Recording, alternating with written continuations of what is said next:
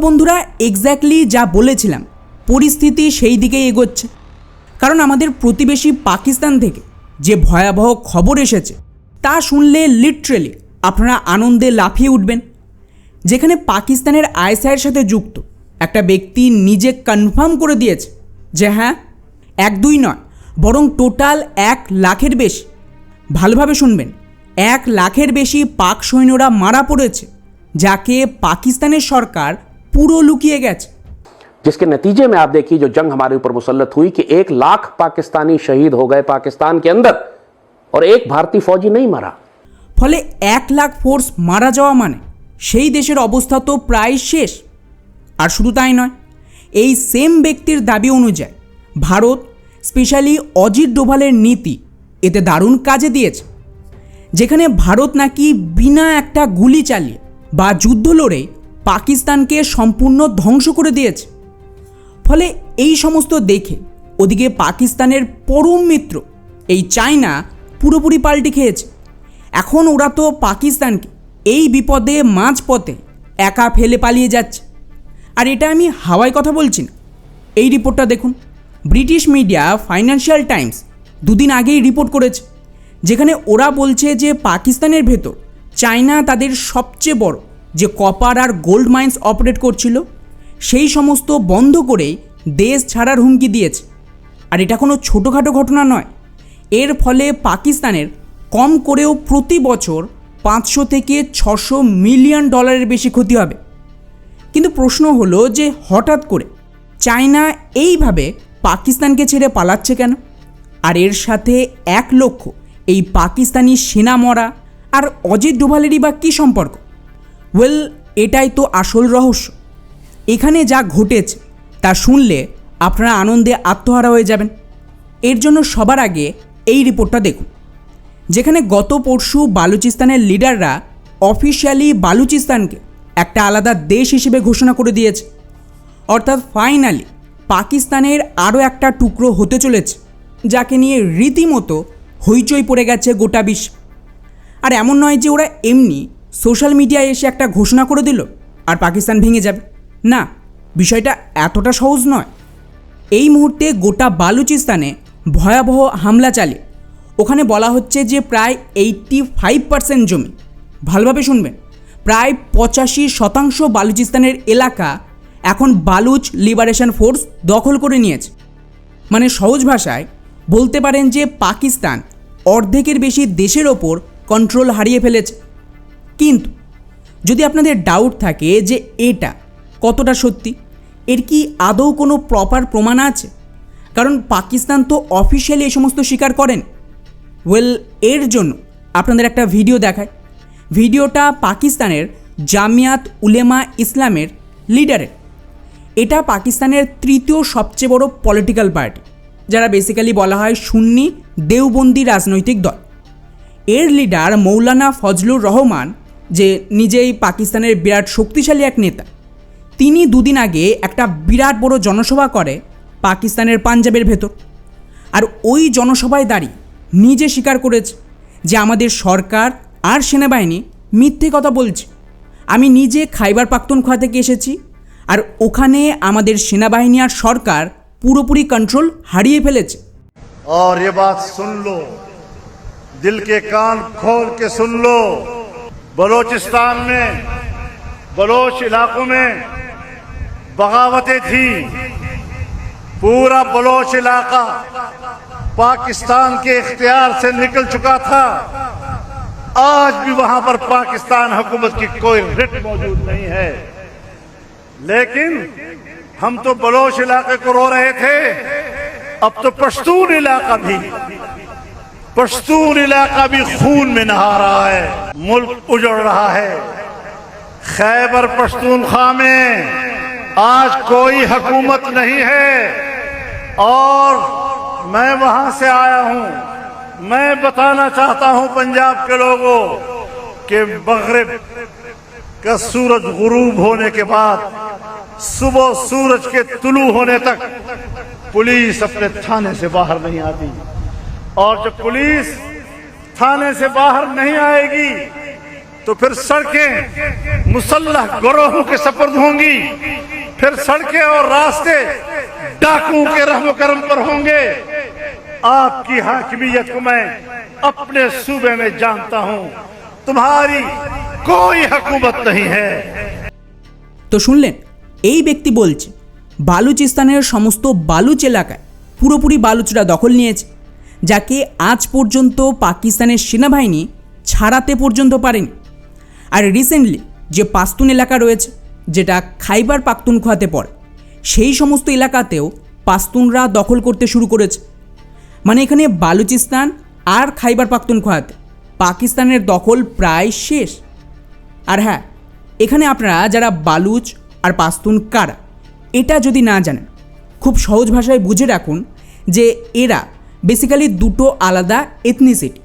যেমন আমরা বাঙালি, তো বাঙালি একটা এথনিসিটি, গুজরাটি একটা এথনিসিটি, সেই রকমই বালুচ বা পাস্তুন রয়েছে, যারা মূলত পাকিস্তানের এই খাইবার পাখতুনখোয়া, বালুচিস্তান, ওদিকে আফগানিস্তান আর ইরানের এলাকায় ছড়িয়ে আছে।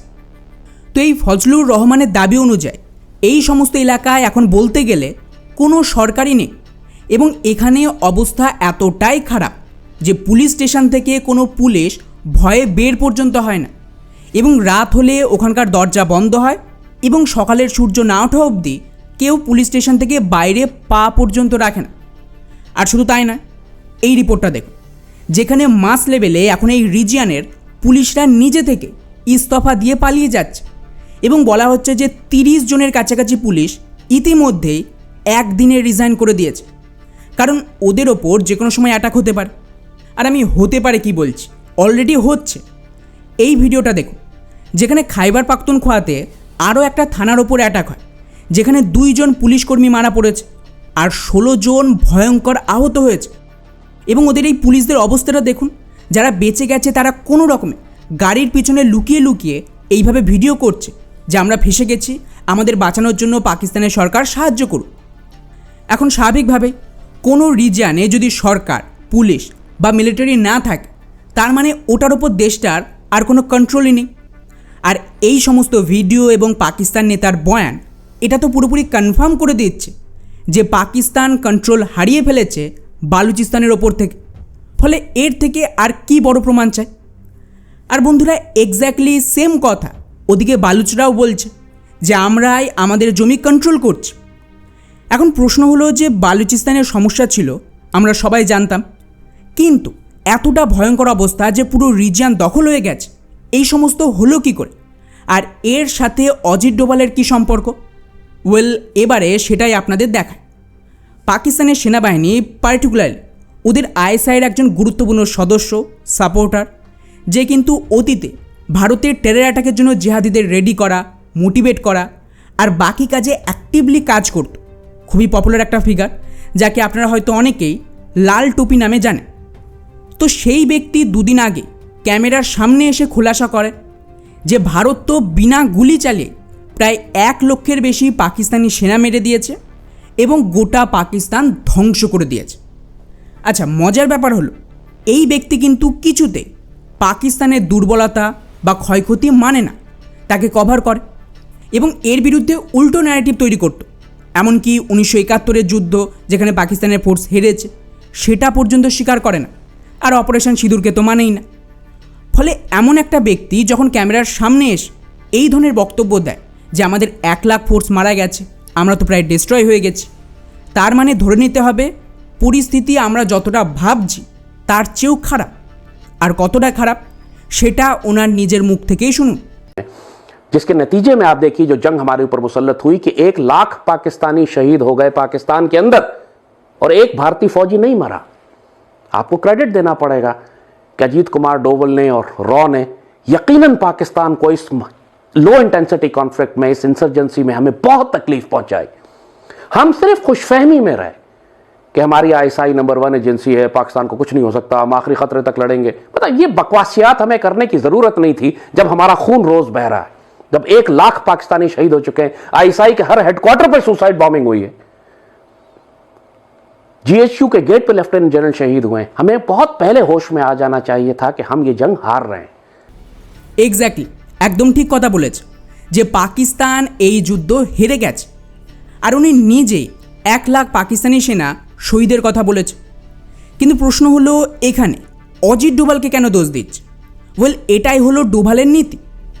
আপনারা যারা ধৈর্য নিয়ে আমার এই ভিডিওটা দেখেছেন, ভিডিওটা ডেফিনেটলি একটু বড় ছিল, কিন্তু যারা দেখেছেন তারা জানবেন আমি ওখানে ক্লিয়ারলি পুরো এক্সপ্লেন করেছি কিভাবে ভারত এখন কূটযুদ্ধ বা মায়া যুদ্ধ নীতিতে অপারেট করছে, যেটাকে অনেকে চাণক্য নীতিও বলে। এবং এর সাথেই আপনাদের পুরো অজিত ডোভালের পরিকল্পনা আর ওনার বক্তব্যের সাথে পুরো প্ল্যানকে এক্সপ্লেন করেছিলাম, যে কিভাবে বালুচিস্তান ভাঙার কাজ 2016 সালেই প্ল্যান হয়েছিল। যদিও ওগুলো এখানে বলে নতুন করে সময় নষ্ট করব না, ওই ভিডিওটা দেখুন, পুরো জবাব পেয়ে যাবেন। কিন্তু একটা লাইন মাথায় রাখুন, আর তা হলো 2016 সালে অজিত ডোভাল যখন ওই বয়ানটা দিয়েছিল, তার সাথে আরও একটা বয়ান দিয়েছিল যে পাকিস্তান আর একটা মুম্বাই অ্যাটাক করবে আর ওরা পুরোপুরি বালুচিস্তান হারিয়ে ফেলবে। এখন পাকিস্তান মুম্বাই অ্যাটাক না করলেও মুম্বাইয়ের মতনই পেহেলগাম অ্যাটাক তো করেছে, তো স্বাভাবিকভাবে এর বদলা বালুচিস্তানে নেওয়া হচ্ছে। যাই হোক, এখন প্রশ্ন দাঁড়াচ্ছে এর বিরুদ্ধে পাকিস্তান কিছু করছে না। ইতিমধ্যেই ওরাও অ্যাকশন শুরু করে দিয়েছে। ওরা বেসিক্যালি দুটো কাজ করছে। একদিকে ভারতে আরও বড় সড়ো টেরর অ্যাটাকের জন্য প্রিপারেশন চলছে, উল্টো দিকে বালুচিস্তানে মিলিটারি অপারেশন শুরু হয়ে গেছে। প্রথমে বালুচিস্তানের কথা বললে এই ভিডিওটা দেখুন।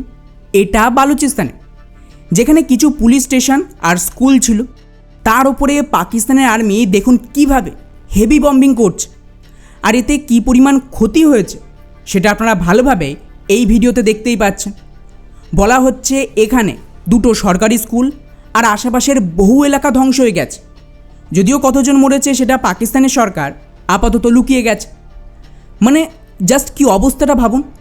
ওরা এখন বালুচদের সাথে না পেরে ওখানকার সাধারণ মানুষের উপরে এয়ার স্ট্রাইক করছে। আর শুধু তাই নয়, বালুচরা তো আরও ভিডিও পাবলিশ করেছে যেখানে পাকিস্তানের মিলিটারি অপারেশন শাহবান লঞ্চ করে কিভাবে বদলা নিচ্ছে, কিভাবে ব্রুটালিটি করছে সেটা দেখানো হয়েছে। এবং এই ভিডিওতে দেখুন ওরা লিটারেলি আর্টিলারি গান, ট্যাঙ্ক সমস্ত কিছু মোতায়েন করেছে এবং যাকে সামনে পাচ্ছে তার ওপর এলো পাথারি অ্যাটাক করছে। ফলে এখানে এটা বললে ভুল হবে না যে ওরা সেম কাজ করছে যেটা 1971-এ বাংলাদেশে করেছিল, বা আমি বলবো বাংলাদেশের থেকেও ব্রুটালিটি করছে। আর এতেই পরিস্থিতি আরও বিগড়ে যাচ্ছে। কেন? কারণ খুবই সিম্পল। পাকিস্তানের ফোর্স বালুচ লিবারেশন ফ্রন্টের লোকজনকে হাতে না পেয়ে সাধারণ মানুষের ওপর বম্বিং করছে, আর্টিলারি ফায়ার করছে, এমনকি ট্যাঙ্ক দিয়ে হামলা করছে। এর ফলে যেটুকু পাকিস্তান আর্মির জন্য ওখানে সাপোর্ট ছিল তা উল্টে গেছে। কিন্তু পাকিস্তানের কাছেও আর কোনো রাস্তা নেই। এই রিপোর্টটা দেখুন, যেখানে বলা হচ্ছে যে বালুচিস্তান হারিয়ে ফেললে পাকিস্তানের তো সব কিছু শেষ হয়ে যাবে। কারণ বালুচিস্তান সবচেয়ে বেশি রিসোর্সফুল, এখান থেকেই তো সোনা আর বাকি খনিজ তুলে তা দিয়েই পাকিস্তান সার্ভাইভ করছিল। সেটা বন্ধ হয়ে গেলে টাকা আসবে কোথা থেকে? তাই এই মুহূর্তে পাকিস্তান তাদের পুরো দম লাগিয়ে দিয়েছে এই রিজিয়নকে বাঁচাতে। রয়টার্সের রিপোর্ট অনুযায়ী চায়না বালুচিস্তানের যে সবচেয়ে গুরুত্বপূর্ণ এই সাইদাক মাইন ছেড়ে পালানোর হুমকি দিয়েছিল, তাকে বাঁচাতে অতিরিক্ত ফোর্স মোতায়েন করছে যাতে চীনকে ঠেকানো যায় এবং চীনের যে সমস্ত ইঞ্জিনিয়ার বা বাকি লোকজন কাজ করছে তাদেরকে সুরক্ষা দেওয়া যায়। কিন্তু এতে হিতের বিপরীত হচ্ছে। এখানে দেখুন কিভাবে বালুচিস্তানে হাজার হাজার মানুষ এখন রাস্তায় নামছে পাকিস্তান আর্মির বিরুদ্ধে। মানে বলতে পারেন যে এখানে আরেকটা মুক্তিযুদ্ধ শুরু হয়ে গেছে। আর শুধু তাই নয়, পাকিস্তান যাতে চীনের মদতে আর খনিজ লুট করতে না পারে, তাই ওখানকার সাধারণ মানুষ এইভাবে সমস্ত রাস্তা ব্লক করে দিয়েছে। এবং এখানে লেটেস্ট রিপোর্ট বলছে যে এটা সম্ভবত কোনো পাস্তুন এরিয়া, যেখানে লোকাল পপুলেশান পাকিস্তানের বড় বড় ট্রাক যা এখান থেকে খনিজ বোঝাই করে এই সমস্ত মাইন থেকে নিয়ে যাচ্ছিল তাকে মাঝ রাস্তায় আটকে দেয়। এবং এই মুহূর্তে বালুচদের মূল টার্গেটই হলো চীনের দখলে থাকা সাইদাক খনিকে মুক্ত করা। এবং এর জন্য ওরা সোশ্যাল মিডিয়ায় একটা ভিডিও আপলোড করে পোস্টও করেছে যে পাকিস্তান 66 বছর ধরে এখানে লুট চালাচ্ছিল, কিন্তু এখন আমরা তা হতে দেব না। ফলে স্বাভাবিকভাবে যদি চায়না এখান থেকে সরে না আসে, তার মানে নেক্সট অ্যাটাক এই খাদানে হতে পারে। আর ওরা চাইনিজদের হাতে পেলে কিছুতেই ছাড়বে না। কারণ রিসেন্টলি পাকিস্তান আর্মির একটা অংশ খাইবার পাখতুনখোয়াতে মোতায়েন হয়েছিল। আর তার ভিডিওটা দেখুন, কি অবস্থা। ওদের সৈনিকদের ওপর ওখানকার লোকাল মানুষজন রেগে গিয়ে এইভাবে তাড়া করে ওখানে যে আর্মি বেস ছিল বা হেডকোয়ার্টার ছিল তাকে ঘেরাও পর্যন্ত করে। আর এই সেম অবস্থা গোটা খাইবার পাখতুনখোয়া আর বালুচিস্তানেই দেখা যাচ্ছে। ফলে এর থেকে নজর ঘোরাতে পাকিস্তান এখন ভারতে বড়সড় টেরর অ্যাটাক করতে পারে। ইভেন বেশ কিছু মিডিয়াও সেম আশঙ্কা করছে যে পাকিস্তান যখন জ্বলছে তার মানে ওরা ভারতে যে জিহাদিরা আপাতত মজুদ আছে তাদেরকে অ্যাক্টিভ করবে এবং ভারতের ওপর কোনো বড়সড় টেরর অ্যাটাক হতে পারে। আর এটা সম্ভবত জলপথে হতে পারে, যেরকম মুম্বাই অ্যাটাক হয়েছিল 2008 সালে, সেই রকম। আর এটা আমি কেন বলছি, তো এই ভিডিওটা দেখুন, যেটা পাকিস্তানের আতঙ্কবাদী গোষ্ঠী লস্করে তৈবা। ওরা পিওকের ভেতরে মাংলা ড্যামে নদীর ভেতরে ট্রেনিং নিচ্ছে যে কিভাবে জলের নিচে লুকিয়ে ভারত এন্টার করবে আর তারপর টেরর অ্যাটাক করবে। তো সম্ভাবনা রয়েছে যে ওরা মুম্বাই বা গুজরাট এই জাতীয় কোনো কোস্টাল এরিয়াতে অ্যাটাক করতে পারে। আর এর জন্য ইতিমধ্যে ভারত বিরোধী বিভিন্ন জেহাদি গ্যাং ভারতে অ্যাক্টিভ হয়ে গেছে এদেরকে সাপোর্ট দেওয়ার জন্য। গতকালেরই রিপোর্ট দেখুন, যেখানে বিহারের অ্যান্টি টেরর স্কোয়াড 2 জন মুসলিম যুবককে গ্রেপ্তার করেছে, যাদের নাম হলো মোহাম্মদ ইমরান আর মোহাম্মদ ইখলাক। এরা বেসিক্যালি পাকিস্তানের আইএসআইয়ের জন্য এখানে কাজ করছিল, যাতে টেরর অ্যাটাক করা যায় ভারতে। যাই হোক, এখন আপনারা বলবেন যে তাহলে ভারত এর পাল্টা কিছু করছে না কেন? ওয়েল, করছে না কে বলেছে? অবশ্যই করছে। পাকিস্তানের ভেতর আমাদের আননোন গানম্যান অ্যাক্টিভ হয়ে গেছে, যেখানে গত পরশুর খবর হিজবুল মুজাহিদের আরও এক কমান্ডার আব্দুল মাজিদকে মেরে দিয়েছে এবং এখানে তার শোকসভা চলছে। আর এই মুহূর্তে এত বেশি পরিমাণে পাকিস্তানের বিরুদ্ধে আননোন গানম্যান ঠুকছে যে এখন তো এগুলোকে মিডিয়ার রিপোর্টও করে না। আর শুধু ভারত একা নয়, ওদিক থেকে আফগানিস্তানও পাকিস্তানের ব্যান্ড বাজানোর প্রিপারেশন নিচ্ছে। আফগানিস্তানের মিডিয়ার দাবি অনুযায়ী এই মুহূর্তে বালুচরা আফগানিস্তানের সাথে নেগোসিয়েশন করছে যাতে বালুচিস্তানকে আলাদা দেশের স্বীকৃতি দেওয়া হয়। এতে আফগানিস্তানেরও সুবিধা আছে, ওরা ডিরেক্টলি জলপথের অ্যাক্সেস পাবে এবং ওদের ওপর যে অ্যাটাক হয় পাকিস্তান থেকে তাও অনেকাংশে কমে যাবে। আর যখন বালুচ আর তালিবানদের এই নেগোসিয়েশন চলছে, ঠিক সেই সময় তালিবানদের অ্যাগ্রিকালচার নেতা ভারতে এসে যা বয়ান দেন তা শুনেই আপনারা সিগন্যাল পেয়ে যাবেন যে এখানে কী প্ল্যান চলছে। তালিবান বলছে ভারত আমাদের নিজেদের দেশের মতন এবং আমাদের সেম ডিএনএ রয়েছে যা ভারতীয়দের রয়েছে। মানে বেসিক্যালি ভারতের সাথে ওরা নিজেদের জুড়তে চাইছে, কিন্তু এর আগে ওরা তো হিন্দুদের থেকে আলাদা বলতো নিজেদের, কিন্তু এখন কেন পাল্টি খাচ্ছে? তো এই বয়ানটা শুনে আপনাদের কিছু মনে পড়ছে আরেকটা মুসলিম দেশ ইন্দোনেশিয়া, যাদেরকে বিশ্বের সবচেয়ে বেশি পপুলেশনের মুসলিম দেশ বলা হয়। তাদের রাষ্ট্রপতিও সেম কথা বলেন কয়েকদিন আগে, যখন প্রাইম মিনিস্টার মোদি ইন্দোনেশিয়ায় যায়। এখন এক্স্যাক্টলি ওই ভিডিওতে আমি যেটা বলেছিলাম সেটা এখানে মিল খাচ্ছে, যে এখন এই রিজনে ভারত ধীরে ধীরে টেক ওভার করবে এবং বাকি সমস্ত দেশ ভারতীয় কালচারকে অ্যাকসেপ্ট করতে বাধ্য হবে।